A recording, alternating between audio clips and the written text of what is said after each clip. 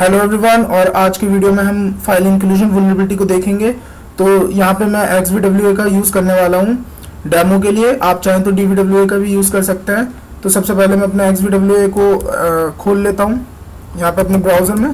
तो यहाँ पे XVWA की स्क्रीन आ गई है। तो अब आप देखेंगे कि यहाँ पे लेफ़्ट साइड में आपको फाइल इंक्लूजन यहाँ मिल जाएगा। तो सबसे पहले फाइल इंक्लूजन उन्होंने बहुत छोटा सा मतलब समराइज़ करा हुआ है फाइल इंक्लूजन के बारे में, और बता रखा है कि दो कैटेगरी होती है सेटअप की, लोकल फाइल इंक्लूजन और रिमोट फाइल इंक्लूजन। साथ में यहाँ पे लिंक भी है, आप उन लिंक पे जाके उनके बारे में ज़्यादा पढ़ सकते हैं।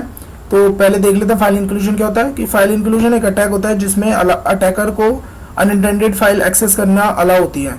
ठीक है, तो आप देखेंगे कि यहाँ पे क्लिक हेयर बटन है। अगर मैं क्लिक हेयर बटन पे क्लिक करता हूँ तो आप देखेंगे कि ऊपर URL में file is equal to readme.txt आ रहा है। इसका मतलब क्या हो सकता है? इसका मतलब ये है कि जो readme.txt फाइल है उसको हमने इस वेब पेज पे इंक्लूड करा है।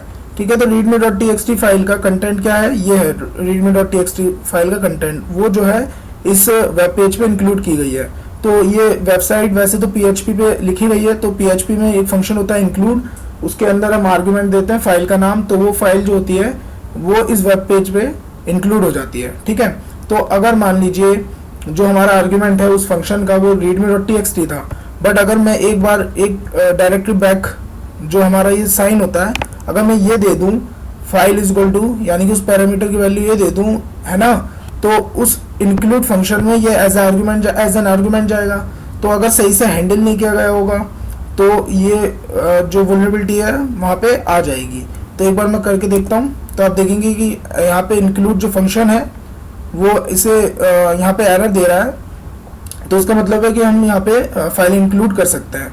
तो आपको पता है कि लिनक्स में हमारा जो ये फोल्डर होता है etc, उसके अंदर पासवर्ड फाइल होती है। ठीक है, तो ये फाइल जो है बहुत इंपॉर्टेंट फाइल होती है। तो इसको हम एक्सेस कर सकते हैं फाइल इंक्लूजन से। कैसे? तो हम लोग एक बार डायरेक्टरी बैक करते रहते हैं बार बार, तो हम देखते हैं कि ट्राई करते रहते हैं। तो कभी 4 टाइम कर दिया, देखिए, अब फिर 5 एक बार और।